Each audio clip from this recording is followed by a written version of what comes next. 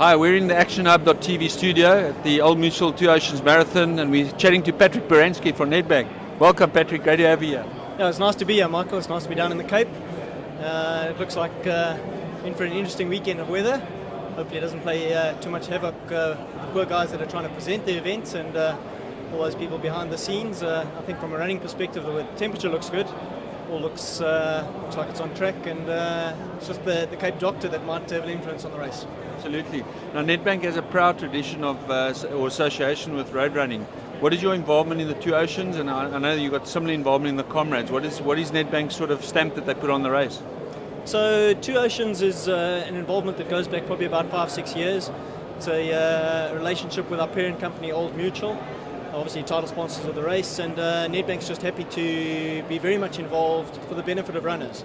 So we had a look at it and thought, how can we add value firstly to the runners, which we did with the Green Mile, and then ultimately we boosted that to include a spectator spot for the spectators, a place for those people that aren't too familiar with Cape Town to come out and have a look and find their runners at a key moment in the race.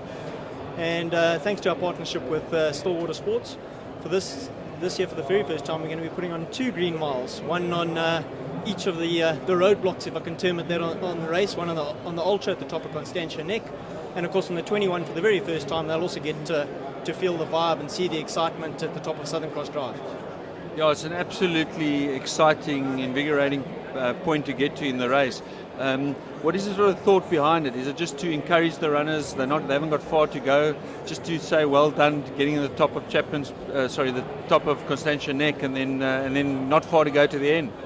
Oh, look, I think all runners go through ebbs and flows of the day, and we tend to see only the elite athletes and how easy it is for them.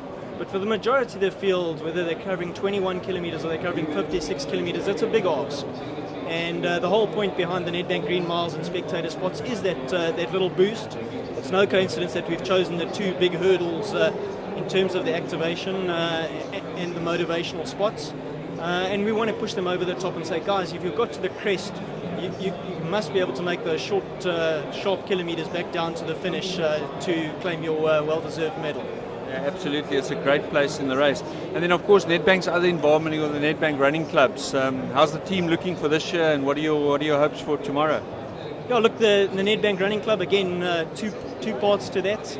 We're thrilled with the way the elite athletes go about their job, but it's very competitive up front.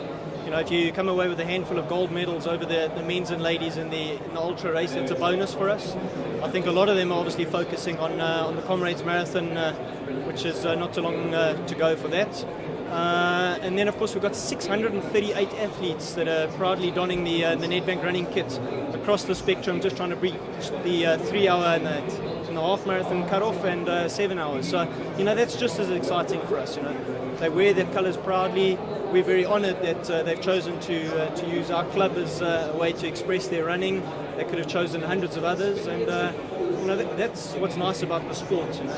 Right at the front, you can stand on the start line with an Olympian or a race winner and measure yourself against their performance on the day and against your own performance. That's what's awesome about running. How many clubs do you have now across the country? So Nedbank's in a fortunate position that when we started up, we said the only way you're really going to do justice to the sport is to do it across the country. So we've got 13 clubs now nationally spread around the country.